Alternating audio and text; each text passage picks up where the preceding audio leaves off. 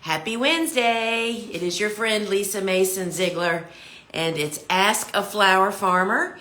And to kind of like tell you how this works, we get a lot of new people each week, and I appreciate y'all telling your friends about this. This is the place when you have a question for me that you can come here and post them down in the bubble with the question mark, and I'll do my best to answer as many of those as possible in 30 minutes from 12:30 to 1 o'clock every Wednesday. We occasionally have another host here, but in general, it's usually me hanging out in here. So what's going on with everybody? So we're at the end of, what is this, August 27th or 28th or something. Y'all, isn't that terrible? I don't even know what day it is. We're at the end of August, and guess what? We have our first cool flower babies born behind me, which I'll show you all those in just a minute. And so this is my favorite time of the year. Put aside cool flowers. I mean, when the weather breaks, right? We're all hot and tired. But I want to just say for just a second, I'll go down a little rabbit hole. This is the time for many of us. We are just now starting our cool flowers. Actually, it'll start happening in the next couple of weeks. Now is really the time to say, if you're a flower farmer, which means you're in business, right? Where am I planning on selling my flowers, right? That dictates kind of what you need to start. Because if you're selling to florists, you don't want to start 30 different flowers with just a little bit of each one. You'd be far smarter to start 15 different flowers and grow more of them. It's easier to sell more of the same flower. So those are the things that I'm thinking about, because I'll tell you what, it's really hard, and I'll show you. Which one of these am I going to show you? What's this one? Oh, this is, if y'all are not growing this Rudbeckia, I think it's Maya, M-A-Y-A. You can find the seed over on our website. This is the most double Rudbeckia I've ever grown. Incredibly uniform. Totally love it. She's not 36 inches tall like all of our other Rudbeckias, but she is plenty tall. She's like 24 inches. So this is, we started, all of these are Rudbeckias up here. What is this one? This is Denver Daisy. See there? So what are you noticing? These are, we call these the large tray. These are much smaller amounts of seeds than I normally start, right? I am no longer in high production. Lisa, talking to yourself, you are no longer in high production, right? So we want to grow more diversity to be able to have them to show on our live show each Friday, where I show you guys the harvest each week, right? And just, I have to keep reminding myself, and that's what you have to do. What am I doing with these flowers? What's the point? The main thing, you got to keep the main thing, right? So you have to keep your eyes on the ball.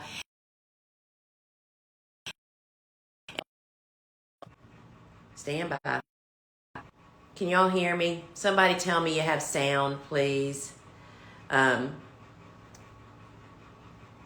Somebody say whether or not you can hear me? So, really knowing what your sound is on. Okay, sometimes when something goes off, it whacks the sound. So if you know what you're going to do with your flowers next year, that helps you decide what to grow and how much of it to grow, right? So it's not a perfect solution, but it is a great place to start. And that's what I'm having to say. Normally, we would have trays of 240 small blocks of each one of these. But I just wanted 60, because really, we're going to plant 5 feet of each individual type of flower or color of a type of flower. And I have enough space to do that with like 65 different flowers for the space I'm saying is for cool flowers. And we're really trying to follow the rules, y'all. I'm not saying that we necessarily will be able to, but that's where we are. So, I see we got a line of questions down here. So let's just jump in. I saw your video about your branching sunflowers. How did you harvest them to keep the blooms coming? Did you notice a difference in flower quality or stem length with the ones you pinched? How many weeks did they bloom? So I posted a reel, which you can find on my feed, couple weeks ago, 3 weeks ago maybe, of a branching sunflower. And I think I started it off by saying that I wasn't cutting that sunflower.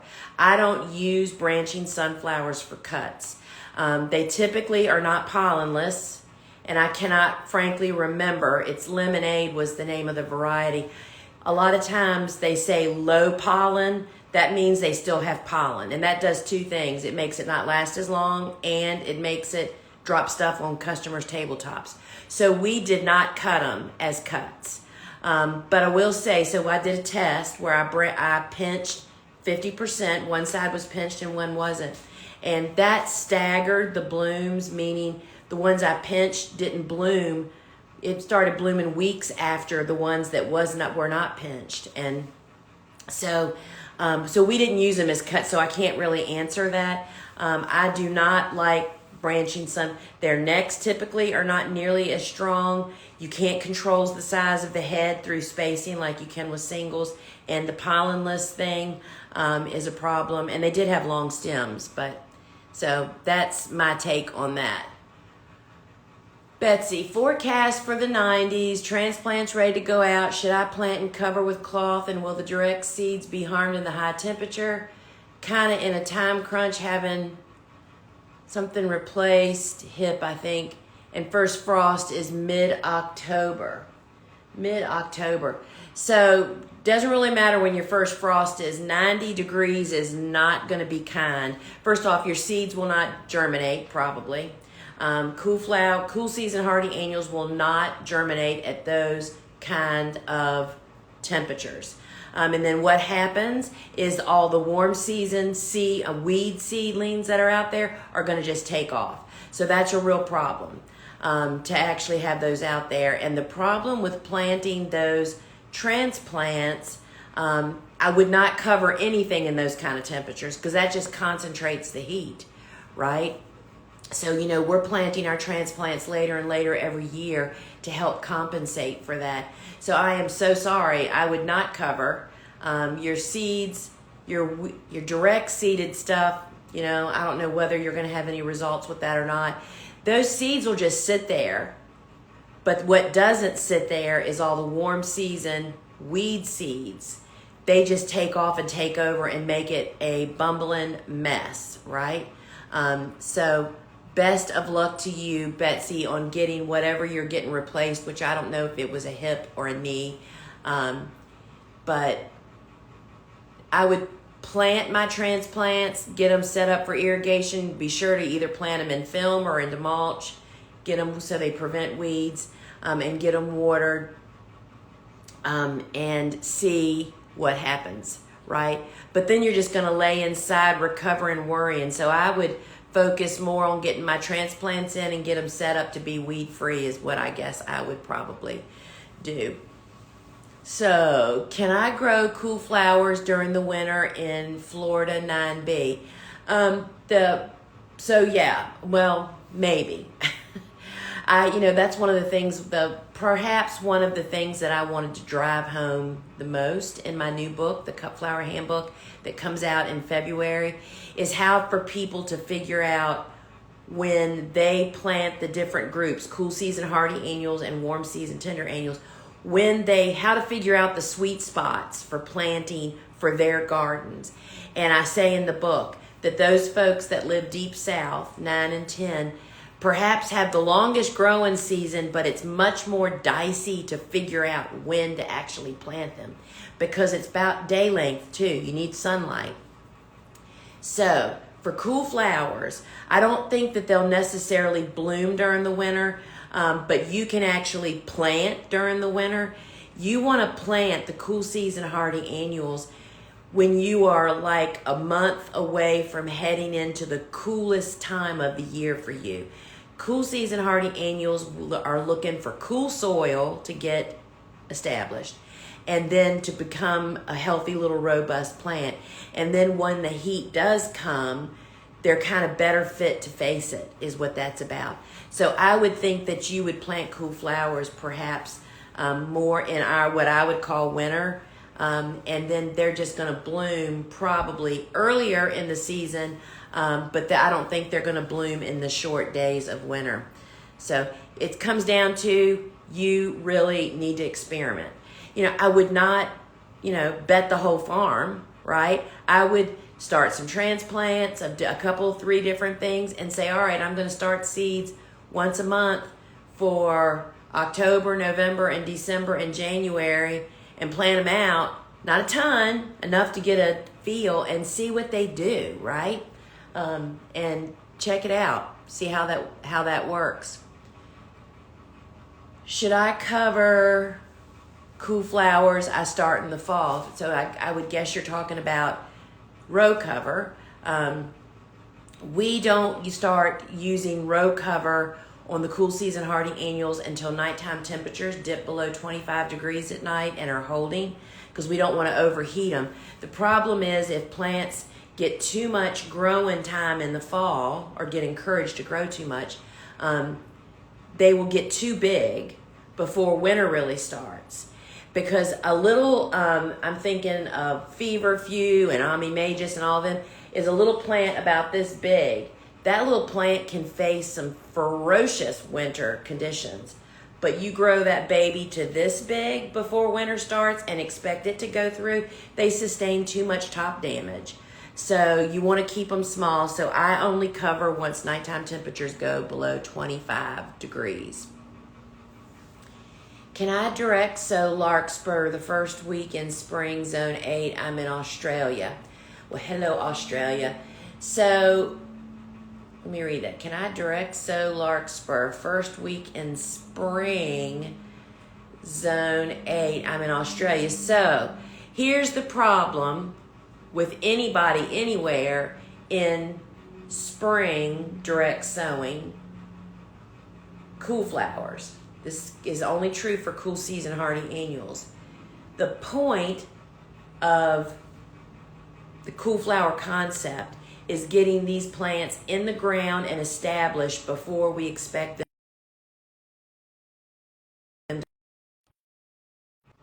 Are y'all still there? Holy cow. Stand by a minute, y'all. Sorry. Is to give the plants a chance to get established before they face heat and start blooming, right? So in direct seeding, seeds need some heat to germinate. That's what we give them in the fall, right? When we plant in the fall, and I know you're the opposite of us, but when we plant seeds outside in the fall, they get warm days, cool nights, and they're heading into cool weather. To direct seed and do that backwards, meaning to direct seed in very early spring, which is when the other cool season window is very early spring, which is 6 to 8 weeks before your last spring frost. It's not warm enough to get them to sprout. So you have to sow them later, like what you're asking in spring. Well, you can certainly try it, but what typically happens is the seeds will sprout. But when they start to grow, they usually just fall victim to the heat and humidity, potentially pest and disease. They don't ever grow tall enough. So certainly try it. What have you got to lose at this point? You already have missed the window, which is you would plant for sure. Your fall is when you want to plant larkspur. So that's the problem with that. But again, it's all about experimenting. It really is all about what is your spring and early summer like. But I think you're hot. This is Mark. We had heavy rain last night and splashed mud on my sunflower stems and leaves. Blooms are okay. What can I do to fix this? So from what you're saying, they're still in the garden. I would take a hose. If it's enough of a problem, I would go out to my garden with a nozzle that has some pressure, like maybe not a wand like I water with, more like a spray nozzle like Steve would use to like wash a vehicle or something, and just go easy and just go down and rub your first off, you're going to remove all the foliage, right, except for the top leaf.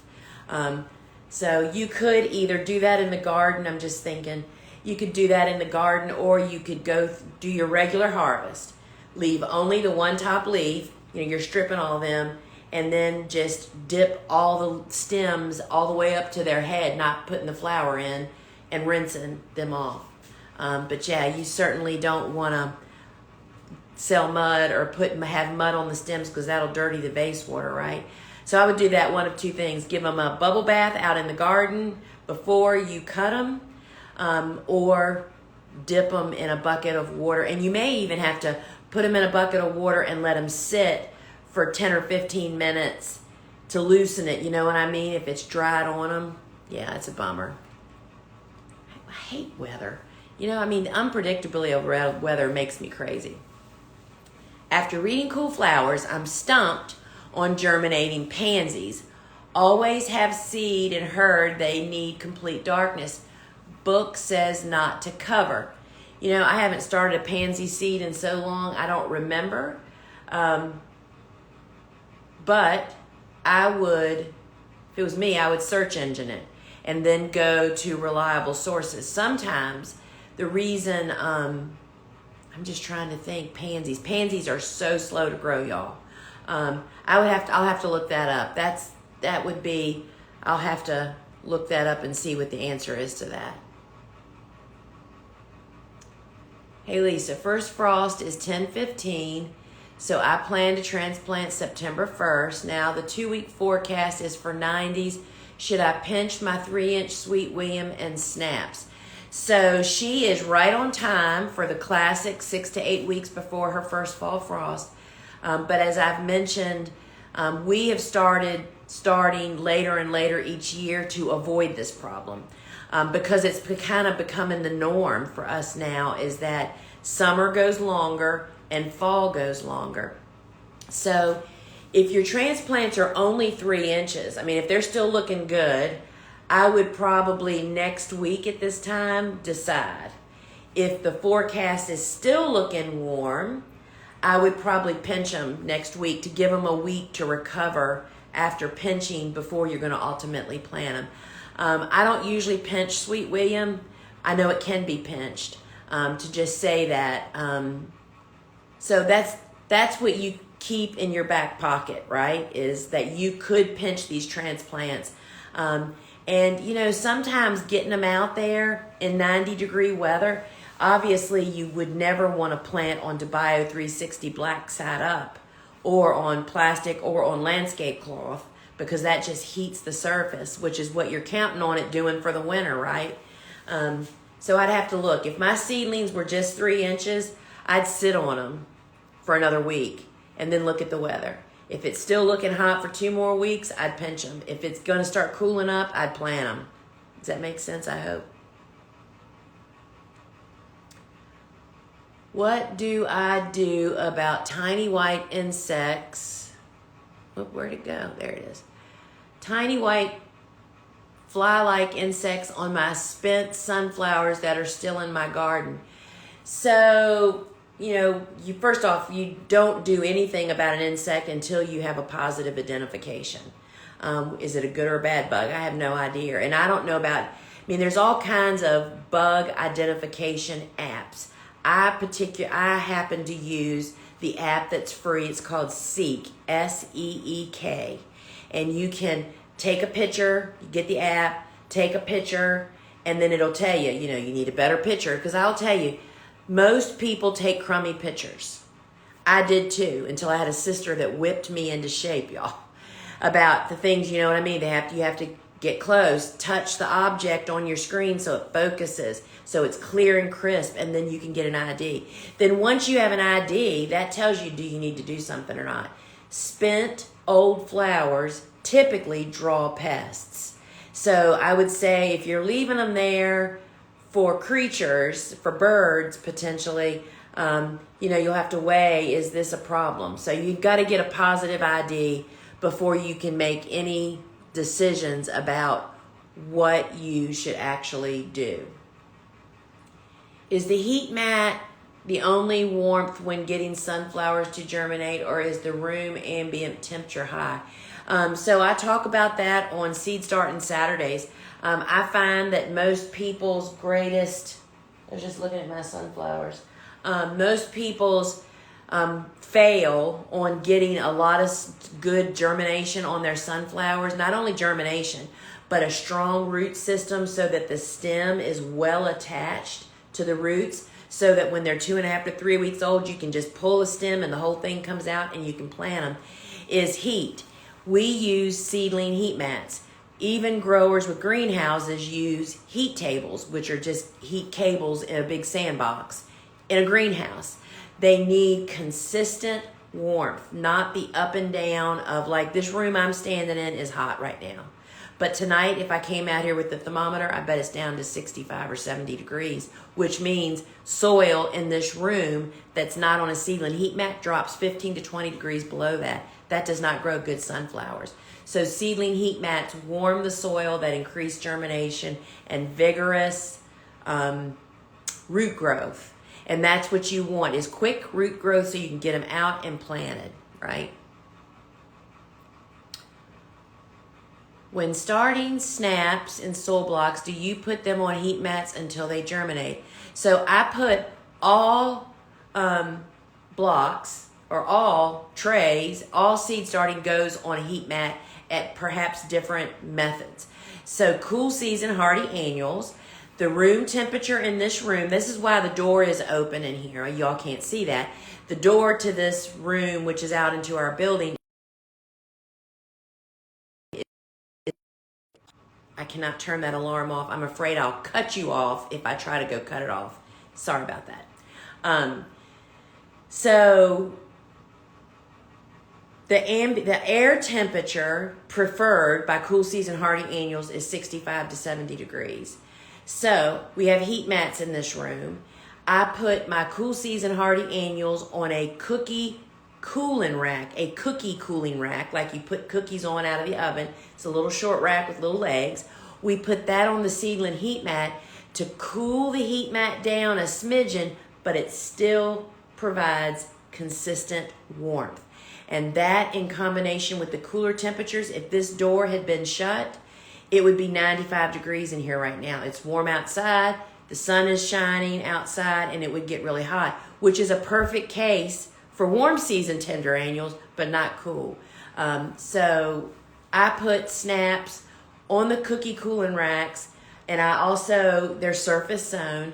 I also lay wide weave burlap on the blocks to help trap moisture. And you can find that on our website if you need it.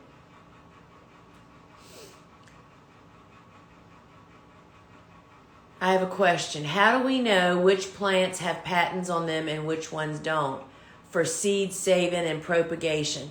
So that's a really great question. So, and I am no expert on this, but I will tell you, seeds in general do not have patents, I believe, meaning, I'm just thinking. So I've only bought one type of plant that was patented, and that was dahlias. Those were Karma dahlia plugs. Karma was a series, is a series. And when you buy plugs of those dahlias, you pay royalties, that's included in the price, and you can't use them for production for more than 1 year. And that was the only way the people that spent 20 years hybridizing those dahlias that are the best cut flowers, and they come from plugs, super true. You know it because you have to sign a waiver. And so I'm feeling like you need to investigate that, but I would guess that if you did not have to sign a waiver, buying some type of, is, to my knowledge, it seemed to me that Dave Dowling told me there is no royalty or patent on seeds. Meaning if you're gonna, you have to isolate if you're gonna try to save hybrids, which is what most of these pricier seeds are, like spring green and all them, they're just not as easy. So I'm not an expert, but I think you would know which seeds those would be if you purchased them because you would have signed an agreement. It's typically only in plants that I see that happen. I don't know of any seed that falls into that category. How do I deal with kale that's ready to go out but still having 100-degree days? Holy cow, everybody's having such hot weather. So my kale's been planted for 3 weeks, and it's been hotter than blue blitz in here. I mean, they're doing all right. Heat stops them, you know, kind of like what cold does to warm season stuff. They just aren't happy, right? They just kind of fold their arms and pout. So ours have been planted out there, and so I would say you don't want to cover them, and even shade cloth will trap heat, right? So I would say we planted ours out, and just be sure to keep them irrigated, because holding them, keeping them in trays or plugs or even in blocks for that long beyond when they were supposed to be planted causes its own set of problems. So you just have to gamble. And the moral of that story is could you have started later, you know? And so sorry, but that's all I got for you. That's kind of what we're doing. I'm wondering your process for putting down compost in beds that have Bio 360 put down with a mulch layer. So Bio 360 is a biodegradable film. So if I used, let's just say, I'm guessing you're talking about no-till beds. So on our no-till beds that we last year put Bio 360 on, and then put mulch on top of them, if I was not gonna disturb those beds and thinking that I'm gonna put compost on top of the mulch and the Bio 360, the mistake that I made, that a lot of people make, I made a couple years ago, is not realizing you don't want to just plant into that compost on the surface, because plant roots need to have access to soil. And that's a lot of stuff between the roots and where the soil is, right? So if I was doing that, what we would do is put down a thin layer of compost on top of the bed. And when we plant it, you have to be sure that your transplant is making contact with soil. Not like, for instance, I hear people talking about putting just 4 inches of compost on the top of a bed and planting into that. And Jenny Love and I talked about this, how we both tried that. That sounded like a great thing to do. Well, compost does not hold moisture like soil does. You know, that you just can't keep them hydrated. They just don't grow. And so you have to, I'm not saying you can't grow through a couple inches of compost, but I'm saying the roots have to have access to more at the bottom. So I'd lay down compost, but you have to be sure that when that transplant is planted, it's getting down to actual soil. Y'all, there are so many different scenarios. It is really, really hard to say, but I will tell you that is a lesson I learned the hard way. So that's the one I just answered. Let's see. Can I keep cool flowers to overwinter in pots and then transplant in early spring? That kind of defeats the whole purpose of what the cool flower concept is. The concept is to get them outside and established so they can be more abundant and more disease and pest resistant. And if you move them, transplant them in the spring, you kind of void all of that, right? So this is the last question because it's time to go. My last frost date is October 19th. Does the same rule apply to direct sowing as transplants for fall planting? Cool. Yes. So, I mean, this is a really common question. And in fact, I'll tell you that Suzanne and I are working on a resource today that will be one of the freebies for when people buy my book from us that they'll get. And that's a really common question. So when I say that you should transplant cool flowers 6 to 8 weeks before your first fall frost, okay? Here's your fall frost. 6 to 8 weeks is over here. You would direct seed or transplant on that window, that 6 to 8 week window. And during that 6 to 8 week time, the transplant is either getting established or that seed is sprouting and growing into a little transplant to go through winter. So yes, you direct seed and transplant on the same timeline. And I will tell you how we've been talking about, I've been planting later through as winters don't come quite as like they used to. I will definitely push my transplants later into the fall and early winter to plant because they've already been grown up into a little plant, and I can transplant them to the garden, and I can hoop and cover them and give them a little cuddling and get them established, even though maybe it got cold really quick all of a sudden later in the season. Can't do that with seeds. So we stick to our direct seeding. Usually I try to do up 1st of October, and my frost date is mid-November. So you don't have that wiggle room with direct seeding, but you do with transplants. So friends, thanks for coming today and bringing me all these questions. And remember, this is the place to bring your questions. If you have specific flower and different questions, I am happy to try to get as many answered